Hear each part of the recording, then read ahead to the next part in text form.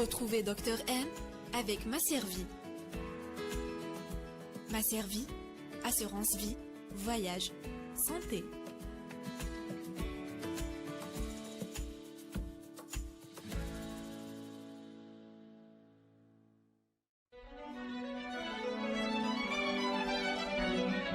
Pour bien s'entendre, il faut bien s'écouter. Rendez-vous sur M, la petite radio du Grand Maghreb. Bonjour à tous, ravi de vous retrouver pour un nouveau numéro de l'émission Dr M. Aujourd'hui, nous allons vous parler d'allergies respiratoires et d'asthme en ces temps de Covid-19. Avec notre invité, Dr Bouacha Mouna, allergologue, nous allons découvrir quel a été l'impact de la crise sanitaire sur les personnes asthmatiques en Algérie et est-ce que les personnes asthmatiques sont-elles plus à risque de développer des complications? Bonjour docteur. Oui, bonjour. Merci d'avoir accepté notre invitation.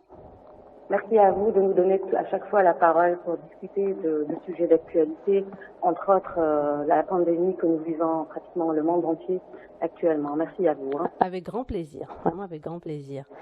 Donc je suppose que c'est une période assez difficile pour les allergologues, étant donné que le Covid-19 a une relation directement avec les bronches et l'appareil respiratoire.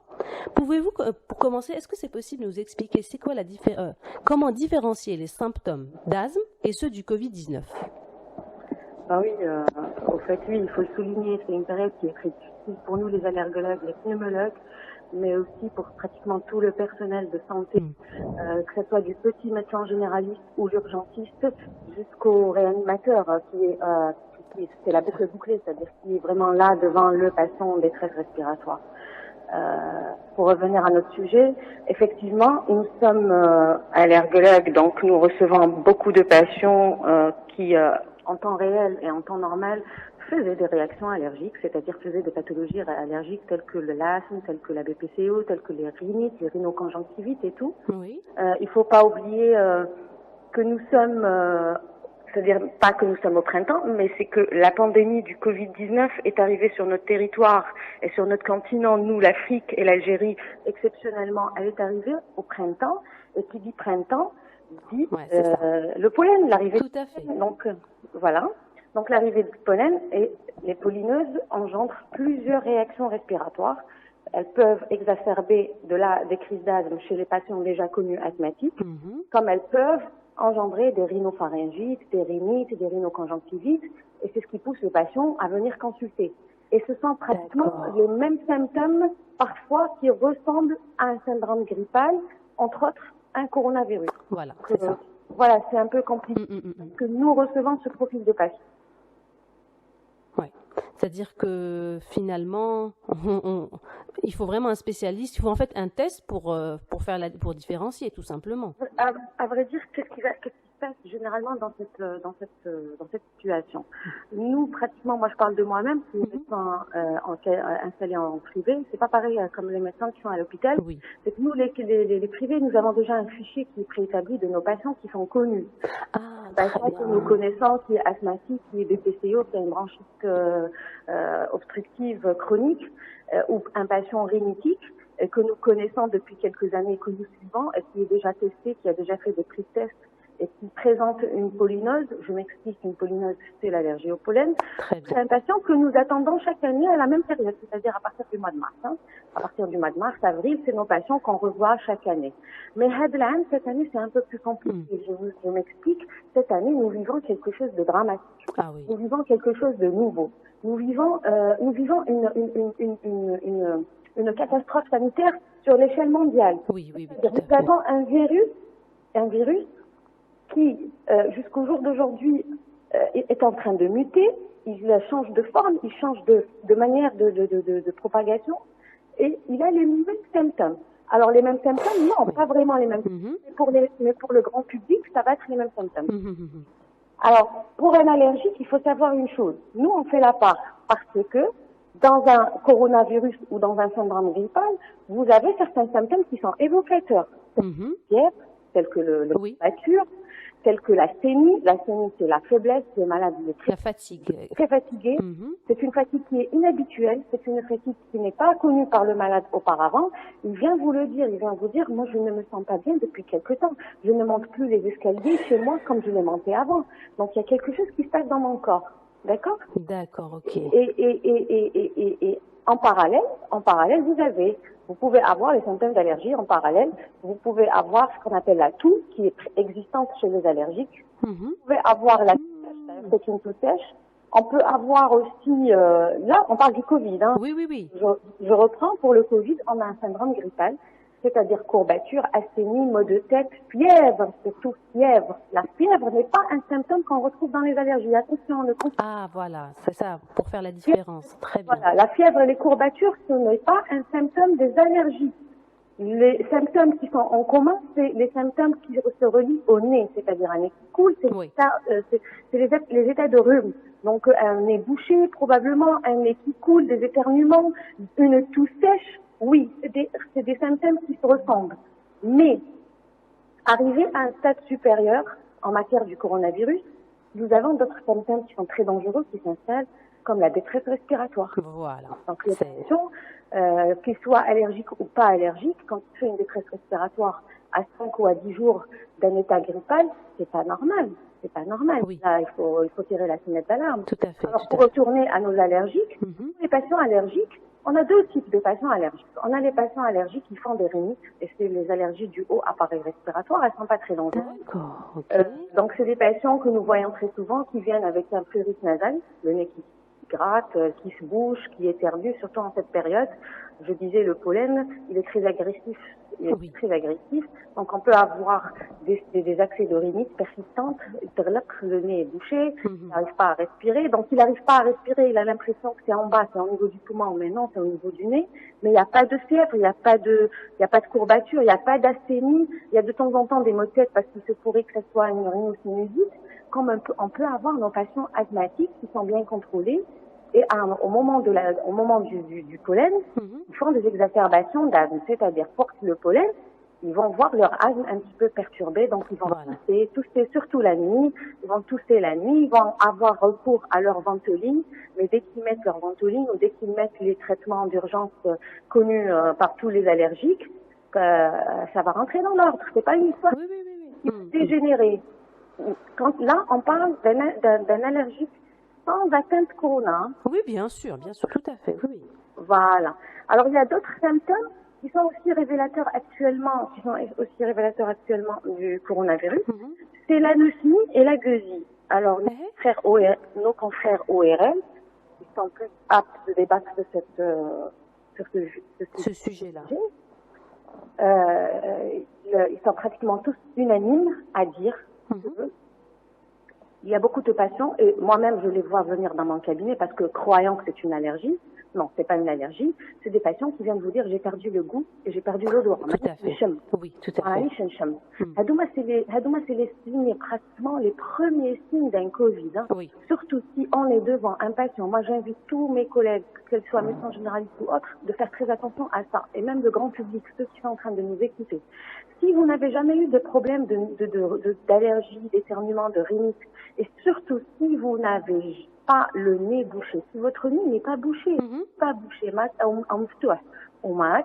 c'est-à-dire que vous ne sentez rien, là, 90% c'est un Covid actuellement. Attention, hein. Oui. Il faut pas venir dire non, c'est l'allergie, non, parce que non, il faut éliminer l'urgence qui est le Covid. Ok, il faut se faire tester, il faut se faire confiner, on ne sait jamais. Oui, tout à fait. Voilà. Après, si votre test est négatif, alhamdoulilah, là, on pourra voir autre chose. 36 000.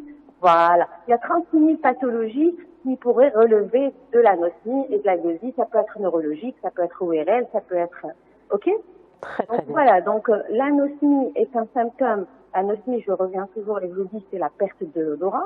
La perte de l'odorat agressif, comme ça, qui apparaît d'un coup, soudainement, sans nez bouché, sans rien, n'est pas de l'allergie. Hein. Moi, je le dis aux allergologues et je le dis à tous mes patients. Ok? Ouais, très bien. Donc, voilà. Vous faites très bien de le préciser, effectivement. Voilà, donc voilà, c'est ça les symptômes d'un Covid versus, Voilà. versus allergie respiratoire. Très très bien, très très bien. Maintenant, est-ce que les personnes asthmatiques c'est-à-dire quels sont les risques du Covid-19 pour les personnes asthmatiques? Est-ce que vous avez eu des retours par rapport au taux de mortalité des personnes, que les personnes asthmatiques sont beaucoup plus, que en fait, le taux de mortalité des personnes asthmatiques est beaucoup plus élevé quand ils sont atteints de Covid-19?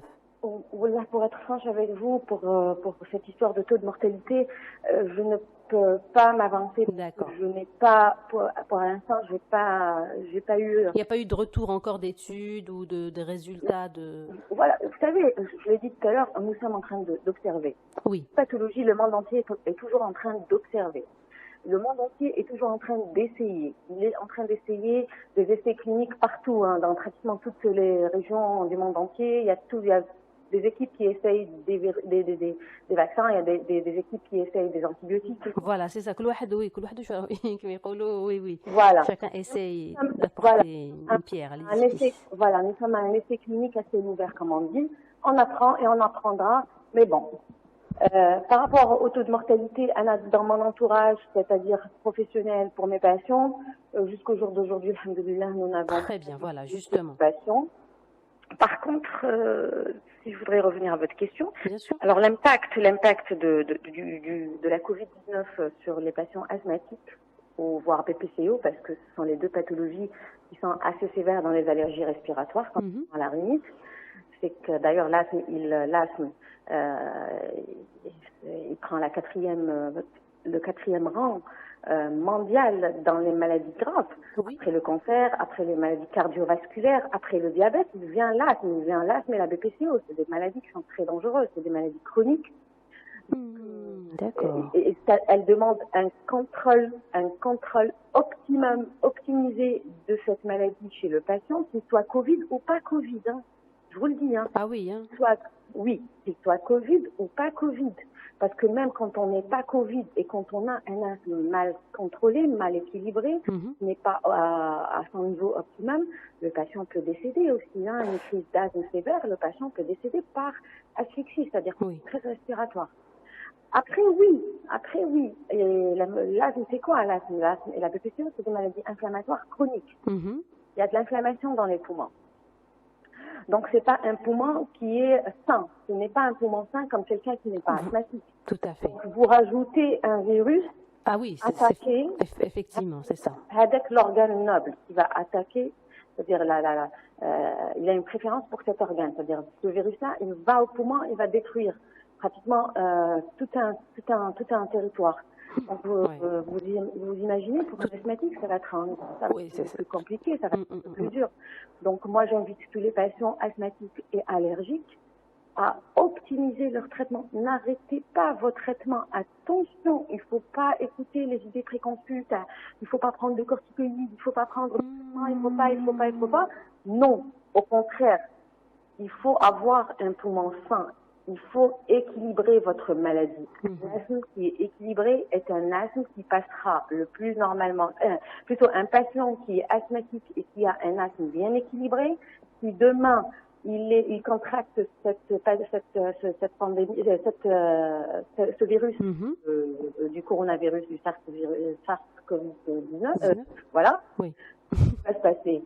Il pourra passer, c'est-à-dire il va avoir des symptômes, oui, mais il va pas compliquer. Inch'Allah, il va pas compliquer. Oui. Ce qui complique, ça pourrait être autre chose. C'est ça, justement. Mais si ça se complique, c'est-à-dire finalement, voilà, c'est les personnes asthmatiques. J'allais vous poser la question, est-ce que les personnes asthmatiques sont plus à risque de développer la complication? Mais au vu de votre réponse précédente, oui. Étant donné que ça va encore plus fragiliser le système respiratoire. Je vais faire très simple pour que tout le monde me comprenne. Alors, Covid-19, qu'on soit asthmatique ou pas asthmatique, ça peut passer d'une manière très simple, c'est-à-dire on peut avoir des symptômes très simples et ça passe. On peut avoir des symptômes pas simples, c'est-à-dire ça peut compliquer. Qu'on soit asthmatique ou pas. Très bien, c'est parfait. Voilà. C'est-à-dire, il y a des patients asthmatiques qui sont guéris, ils n'ont pas fait de forme grave et tout. Il y a des patients non asthmatiques qui ont fait des complications très graves. C'est-à-dire qu'on ne peut pas stigmatiser un asthmatique par rapport à ça. Mais et je reste sur le mais, pour moi, quand on est déjà prédisposé, c'est comme les patients atteints de maladies chroniques. Oui, voilà, tout à fait. La tension, l'HTA et tout. Mais, et je reste sur ce mais, il y a quand même le risque, quand on a une maladie inflammatoire chronique, comme l'asthme, qui touche le poumon, et dans le poumon est le siège prédilectif d'un virus comme le Covid-19, la Covid-19. Donc moi, je pense que oui, c'est très dangereux pour ces patients-là et qu'ils devraient faire attention plus que les autres, tout à fait. Parce que c'est aléatoire finalement, oui. Voilà, c'est un patient que c'est son système immunitaire qui va le défendre. Donc s'il a un bon système immunitaire, il s'en sortira. S'il n'a pas un bon système immunitaire, il s'en sortira pas. Tout à fait, tout à fait. Mais j'ai pas envie de les stigmatiser. Hein. Oui, oui, non, mais vous faites très très bien. Vous faites très très bien, justement. Parce qu'il y a une grosse étude qui a été publiée. Je ne me rappelle pas très bien le nom du journal, c'est très récent. Ils disent clairement, c'est une étude de chercheurs qui disent clairement que finalement, il n'y a aucune différence entre un asthmatique et un patient non asthmatique. Et qu'on ne devrait pas les stigmatiser et qu'on devrait les traiter, c'est-à-dire les traiter comme tout le monde. Oui, bien sûr. Voilà. Alors c'est une étude IFOP, Study qui a été faite en avril 2020, d'après un échantillon de 3045 personnes quand même, 18 ans et plus. Ah oui, d'accord. Oui, et voilà. Et c'est l'intitulé de l'étude, c'était les préoccupations des asthmatiques liées au Covid-19 et leur impact même sur le confinement, pour dire suivi médical de cette Justement, oui. Donc voilà. Donc ça, c'est que les gens font des études un peu partout, je vous ai dit. Hein. Oui, j'imagine. Ouvert. Donc, il faut se protéger. Voilà, tout à fait. Il faut contrôler son asthme. Il faut pas arrêter ses traitements. Il faut se protéger. Il faut continuer. Voilà, c'est tout. C'est un tout. Hein. C'est un tout. C'est ça. C'est vraiment le moment de prendre prendre conscience, d'être responsable, d'être vraiment responsable. Moi, j'en veux à des patients. Moi, j'ai vu venir dans ma consultation des patients qui, au tout début de cette pandémie, entre parenthèses, ils ont arrêté leurs corticoïdes inhalés, ils ont arrêté les pompes des asthmatiques. À l'âge, parce qu'ils ont eu avec l'idée préconçue ou une idée erronée.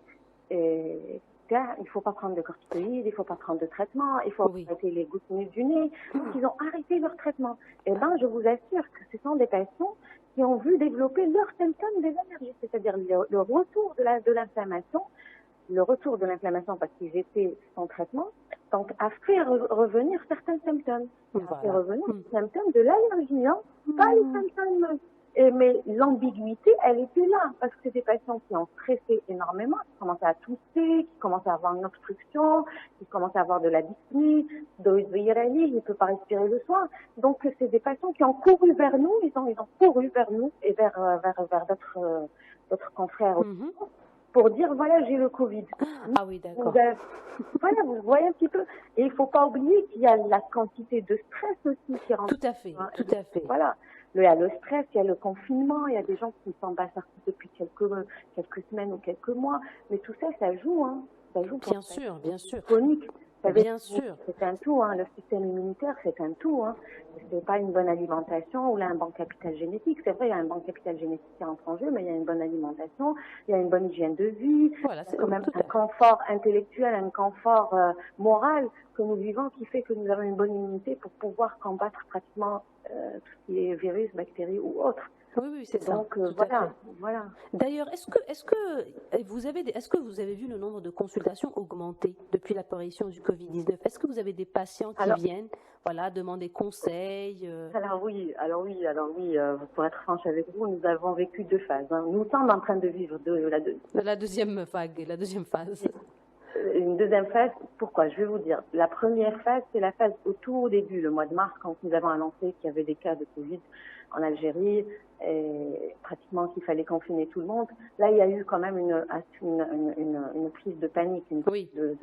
De conscience, on va dire ça comme ça. Conscience et panique aussi. Donc, les gens, il éternue, il venait voir le médecin, ou là, il appelait le médecin parce qu'il y avait beaucoup de téléconsultations, beaucoup de confrères enfermés. Moi-même, j'ai fermé pendant 4 semaines, mais ceci étant dit, je restais en contact avec mes patients. À ma réouverture, effectivement, nous avons eu le mois de mai qui était explosif. explosif. Tout à Et fait. parce que le pollen des graminées était là, les graminées, je m'explique, c'est les graines de blé, donc c'est un pollen qui est très agressif. C'est un pollen qui est très agressif et qui est très très répandu dans pratiquement dans notre pays. Donc c'est la période donc des rhinites, des rhinoconjonctivites, des crises d'asthme et tout. Donc oui, c'est vrai, on a été un petit peu inondé par les patients, qui a été pris et par leurs symptômes et surtout par de la panique. De la panique, hein. Un mal de gorge et j'ai des. D'accord. Oui. Et là, actuellement, nous voyons, c'est-à-dire ça ralentit un petit peu, les gens ont peur. Je vous dis, la deuxième vague, la deuxième Oui. vague, on voit très peu de patients venir. Vous savez, le nombre de patients atteints de la Covid-19 commence à augmenter. C'est des chiffres qui font un petit peu peur, donc le patient, moi on parle entre nous, entre confrères, que ce soit dans le public ou que ce soit dans le privé, les patients pratiquement ils viennent pas, ils ont peur, ils ont peur, donc ils ont peur d'être contaminés dans un cabinet médical probablement ou dans un hôpital surtout. D'ailleurs ils fouillent les hôpitaux pour venir chez nous, hein. Nous on les diagnostique chez nous. D'accord. Oui, c'est malheureux de le dire, hein. C'est malheureux de le dire, mais bon, Maïch, on est là pour soutenir. Oui. Faire du public, on est là, il n'y a aucun souci.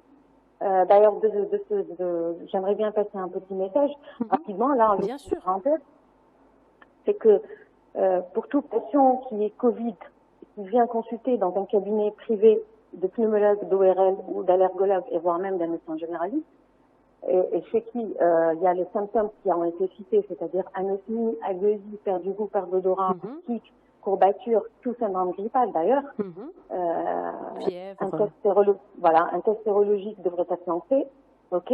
Un scanner devrait être lancé en cas de symptômes respiratoires qui sont là, qui sont patents, et il faut le renvoyer chez lui pour confinement en attendant les résultats, sauf s'il a une atteinte pulmonaire qui est assez importante, là, il faut l'envoyer à l'hôpital. Nos hôpitaux sont saturés, nos hôpitaux ne peuvent pas recevoir tout et n'importe quoi, parce qu'il faut vraiment s'organiser. Je pense que c'est une pathologie, c'est une pandémie, oui, elle demande beaucoup d'organisation et de la part de tout le monde. Oui, tout à fait. Chacun doit mettre...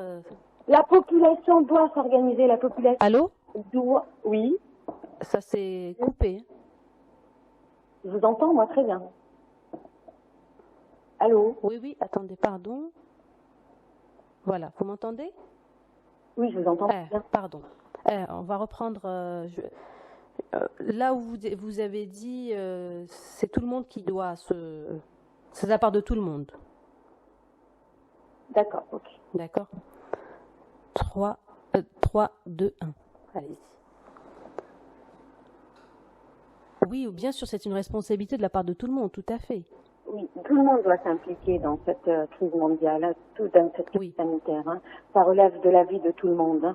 Il faut se protéger les siens. Il faut comprendre que nous avons un personnel médical qui est là depuis le mois de mars et qui c'est terrible, bien sûr. Qui arrive à bout et qui est fatigué et voilà. On peut pas aller à l'hôpital pour tout et n'importe quoi. Bien sûr. On peut pas espérer d'avoir un lit de réanimation pour tout le monde. Donc, il y a un minimum de protection, un minimum de bon sens. Oui, c'est ça. Si vous avez une atteinte minime à 10%, si vous avez été diagnostiqué sérologiquement positif au Covid, rentrez chez vous, confinez-vous. Voilà, prenez votre traitement. Prenez le traitement symptomatique, c'est-à-dire de la paracétamol, de la vitamine C. Voilà, reposez-vous. Voilà, il y a le traitement il est connu, il est donné par tous nos confrères, il n'y a aucun souci. Et ça passera très bien même. Exactement. Être responsable pour soi et pour les autres aussi. Et garder les hôpitaux pour ces patients. Pour les personnes vraiment les patients à risque. Voilà, c'est ça. À risque. Pour les patients qui sont pratiquement diabétiques, hypertendus, cardiopathes, asthmatiques, BPCO.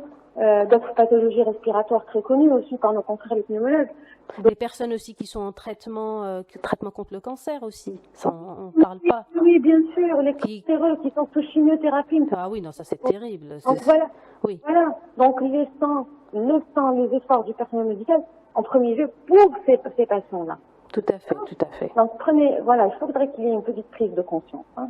Oui. C'est une crise sanitaire qui ne touche pas que l'Algérie. Bien sûr, tout à fait, bien sûr. Et excusez-moi, les lacunes ne se voient pas qu'en Algérie, les lacunes ont été vues dans des puissances mondiales, comme les États-Unis, comme les pays européens, où on a vu leurs lacunes et leurs difficultés face à ce virus. Exactement. Donc, pas nous chanter cette histoire de il n'y a pas de moyens, il n'y a pas. Non, je suis désolée. Que chacun prenne ses responsabilités. Voilà, c'est ça. Tout à fait. Et nous, on est là. Et le personnel médical est là.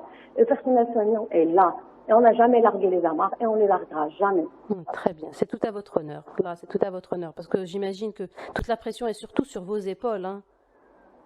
Ben oui, on a choisi ce métier. Écoutez, hein, quand on a choisi d'être soldat. Voilà, c'est exactement ça. Tout à fait. Ou soldat de l'armée nationale. Écoutez, on ne peut pas déserter, je suis désolée. Tout à fait, tout à fait. D'ailleurs, ça me fait rappeler un petit peu les publications qu'on voit sur les réseaux sociaux, les personnes qui sont en guerre. C'est comme si que vous êtes, le personnel soignant est en guerre.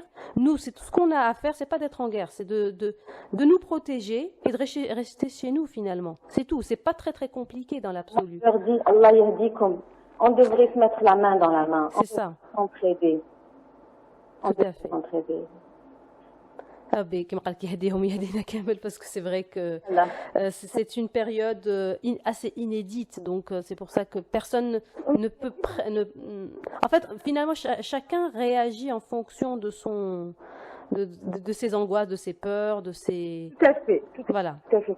Il y a un stress quand même qui est énorme.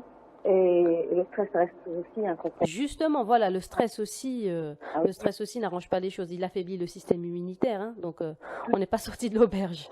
On n'est pas sorti de l'auberge. Ouais, c'est ça. Et de toutes les manières, pour revenir aux allergies, c'est que nous vivons la période, c'est-à-dire on est pratiquement dans la période des pollens. À partir du mois d'août, septembre, ça va se calmer un petit peu. Donc après le mois d'août, septembre, en matière de pollinose, ça va se calmer. Donc pratiquement tous les patients qui auront des symptômes proches de syndrome grippal, il ne faut pas chercher midi à 14h, il faut vous faire tester. Hein, et vous... Voilà, tout simplement. C'est exactement ça. D'ailleurs, c'est ça, c'est-à-dire finalement, c'est la prévention, finalement, prévenir. La meilleure protection, c'est de la prévention. Et la meilleure protection, c'est moi, je pense qu'il faut respecter toutes les mesures qui ont été énoncées plusieurs fois, de protection, de distanciation. Voilà, bien sûr, oui, bien sûr. C'est très simple, il faut porter la bavette. Voilà. Peut-être, vous savez, tout le monde peut être atteint d'un Covid-19. Tout le monde peut être porteur. C'est ça. Tout le monde peut être porteur sain. Tout le monde peut avoir le virus tout en étant asymptomatique. Tout à fait, tout à fait. Il faut faire confiance à personne. Moi, tout ce que je peux donner comme conseil à tout le monde, c'est que protégez-vous. La première chose, que vous soyez asthmatique, hypertendu, cardiopathe, diabétique, que vous n'ayez rien, que vous soyez jeune, que vous ayez un bon système immunitaire, que vous n'ayez aucune pathologie, c'est très simple. C'est une pandémie, on ne connaît pas jusqu'à où et jusqu'à quand elle va aller. Elle va durer, c'est ça le drame. C'est pas ces points d'interrogation. Oui, personne. Vraiment, là, je crois que toutes les nations sont livrées à la même problématique et toutes les nations sont en plein point d'interrogation. Tout à fait. Donc moi, je me dis que c'est très simple. Il y a deux choses à faire. Si la vie ne s'arrête pas à ça, la vie, elle est là. Bien sûr. Tu as vécu. 1. 2. Il faut savoir vivre maintenant avec ce. Voilà, c'est ça, s'adapter. Se protéger, voilà. C'est exactement ça. Se protéger et protéger les siens, protéger ses parents, protéger des maladies chroniques dans sa famille, protéger ses enfants et se protéger soi-même. C'est exactement ça. Moi, je vous invite tous à porter une bavette, à avoir de la distanciation, c'est-à-dire ne pas trop vous rapprocher, de ne pas partir. Voilà, tout à fait. Rempli de de monde où on ne peut pas bouger parce qu'il y a beaucoup de monde, hein, comme les grands marchés, les grandes... Ah oui, oui, non, ça, c'est même pas la peine. Hein. Tout à fait. C'est-à-dire vraiment, c'est vraiment, il faut sortir en cas d'extrême urgence. Hein. Voilà, il ne faut pas sortir pour tout et pour n'importe quoi. C'est ça. Il faut sortir pour quelque chose d'utile. Exactement. Surtout que maintenant, ils sont en train de se poser la question si vraiment ils sont en train de se poser la question qu'il est en train de se transmettre dans l'air, le virus. Donc, ça n'arrange pas les choses, tout ça. Je vous ai dit, cette pandémie, jusqu'au jour d'aujourd'hui, il y a de tout et il y a de rien. Hein. Non, il faut tout ce qu'il faut savoir. Il ne faut pas trop stresser, il ne faut pas trop oui. sur la chose. Moi, je le dis, je le redis encore une fois. Protégez-vous, mettez des bavettes. Hein. D'ailleurs, pardon, pour rebondir par rapport aux bavettes, est-ce que les personnes asthmatiques, déjà, ils ont un problème de respiration? Et s'ils portent des bavettes, est-ce que ça ne va pas accentuer leur problème respiratoire? Bah, écoutez, on est devant une arme à double tranchant, donc soit vous préférez être contaminé, soit vous préférez être protégé. Non, mais est-ce que c'est possible? C'est-à-dire, c'est pas un choix. C'est-à-dire, bon, c'est bien sûr si on a le choix, mieux vaut être protégé. Mais est-ce qu'il y a des personnes qui en portant la bavette, n'aggravent pas leurs symptômes respiratoires? Oui, non, c'est juste pour rigoler. Oui, ah, d'accord. La bavette, oui, effectivement, il y a certains patients qui ne supportent pas, surtout la matière. Hein, ça dépend. Hein. Voilà. Pratiquement plusieurs types de bavettes, donc plusieurs types de matières. Donc il y a certaines personnes qui, dès qu'ils mettent la bavette, ils commencent déjà à éternuer et tout. Ça entre aussi dans les sensibilités de chacun. Porter la bavette pendant une longue durée, au-delà de 2 à 3 heures, c'est pas bon aussi. Parce tout à fait. Que dans l'hypoxie, on est dans le manque d'oxygène. Surtout pour un patient, encore une fois, qui a déjà des problèmes respiratoires, qui a déjà une maladie inflammatoire chronique qui est là.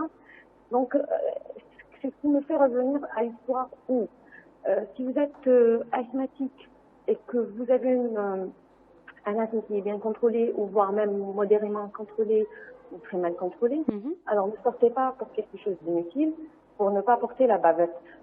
D'accord, voilà, tout à fait. Donc, sortez pour quelque chose de très important. Si vous êtes c'est-à-dire si vous travaillez, et si vous avez un asthme qui est bien contrôlé, ok, Allahumma barak, pas grand-chose. Donc, on pourra donner certains traitements qui pourront quand même, si en cas d'éternuement ou autre, des antihistaminiques pour permettre aux patients un meilleur confort. Mais sinon, si vous êtes si vous avez une pathologie qui est très mal équilibrée, si votre asthme est mal équilibré, que vous avez recours à la ventoline très souvent, je pense que là, c'est le médecin du travail qui entre en jeu et on a des possibilités de faire du télétravail quand même. Tout à fait, tout simplement. Permettre à nos patients qui sont malades de les libérer et de ne pas les exposer à plus de risques. Exactement. Je reviens vers la bavette rapidement. Portez pas pour tout et pour n'importe quoi. Limitez vos déplacements, limitez vos sorties. Comme ça, vous allez limiter le port de la bavette. Le port de la bavette. Okay. Et par rapport au tissu, est-ce que vous conseillez des bavettes en tissu ou bien des bavettes qu'on trouve dans les pharmacies avec un tissu spécifique? Je vais vous dire, je vais être franche avec vous. La bavette en tissu, elle n'a pas. D'accord. Chez Abar, on va dire les choses telles qu'elles sont. Dire ça sert à rien pratiquement. C'est juste pour avoir bonne conscience. Non, c'est pas ça. Non, au contraire, non. C'est pas tout le monde qui peut se permettre la bavette en pharmacie. Excusez-moi, je parle du coup. Ah oui, bien sûr. Oui, tout à fait. La bavette qui se vend en pharmacie, c'est-à-dire qui relève de toutes les conditions, voilà. Hadik, oui, je suis pour la bavette chirurgicale à 3 plis. C'est une bavette à porter une fois, à jeter après 3 heures, à renouveler. C'est pas évident, c'est pas évident pour le cou, c'est pas évident pour les poches de sang. Oui, tout à fait. C'est des bavettes à garder pour le personnel médical. Exactement. Une alternative d'une bavette qui est cousue, qui est bien faite et tout. Oui, pourquoi pas. L'essentiel, c'est de protéger le nez et la bouche. Voilà. Les 2 portes d'entrée du virus. D'accord, très bien. Donc même si c'est du tissu, il faut les laver. Bon, je pense en tant qu'asthmatique, je pense qu'il faut laver avec. Il faut éviter tout ce qui est adoucissant, je pense, pour éviter les allergies. C'est bien ça? On reste dans la protection. L'essentiel, on protège les portes d'entrée qui sont le nez et la bouche. On les protège. Ok? Et il faut les laver, comme tous les masques, dans de l'eau très chaude, et voilà. Oui. oui, il faut bien laver, il faut mettre des désinfectants, des antibactériens, laisser sécher à température très élevée. Il y en a qui sont repassés ou qui sont passés dans le micro-ondes. Bon, chacun sa méthode. L'essentiel, c'est quand elle est lavée au savon, à la lessive et sous température très élevée, ça passe. Hein. D'accord, très bien. Parce que j'avais lu en fait par rapport, fallait éviter les adoucissants enfin, c'est-à-dire les produits chimiques en plus au moment de laver les bavettes. Donc c'est pour ça que je voulais avoir cette information de votre part. Moi, je ne suis pas pour certains produits qui sont très agressifs. Hein. C'est-à-dire, on peut laver nos bavettes pour quelqu'un qui est allergique avec des produits hypoallergéniques. Hein. Très bien, voilà. Très bien. Ou les vaporiser par des produits antibactériens, ça se vend. Sur le grand, parfait. Dans les grandes surfaces, nous avons des antibactériens et faire sécher. Okay. Au pire des cas, vous vaporisez votre bavette avec de l'alcool, d'accord, l'alcool déoxygéné, et vous la mettez à sécher pendant pratiquement minimum 3 ou 4 heures au soleil. Très bien. Et la repasser après, c'est bon. D'accord. En tout cas, je vous remercie infiniment. C'était une émission très enrichissante.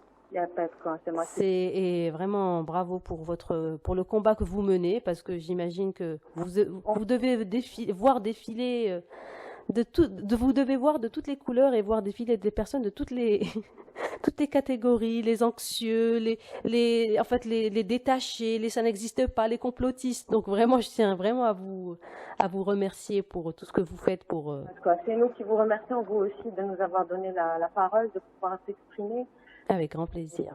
Tout ce que je pourrais dire finalement, c'est que on doit rester la main dans la main. Exactement. Les uns les autres, laissons les critiques de côté, laissons les choses. Il ne faut pas polémiquer plus qu'il n'en est. Aidez-nous. Tout à fait. Aidez-nous à vous aider. Voilà. J'aime bien cette phrase. Aidez-nous, soyez francs, soyez vigilants, soyez francs. Pourquoi ?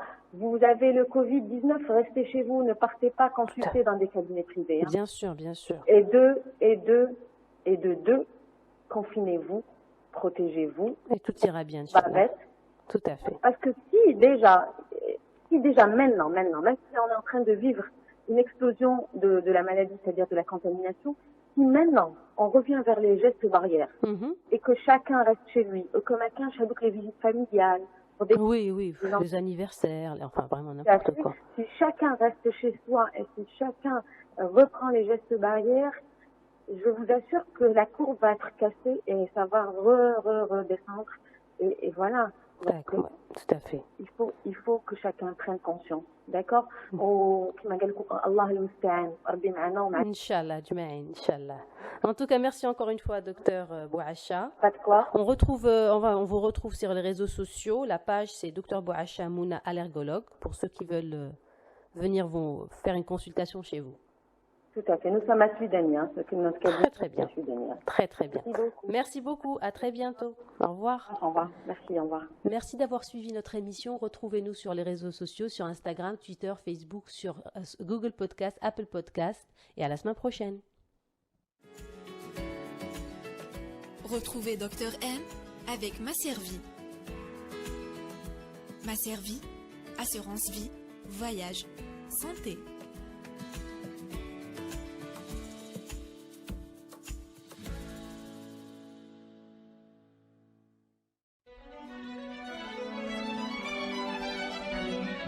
Pour bien s'entendre, il faut bien s'écouter. Rendez-vous sur M, la petite radio du Grand Maghreb.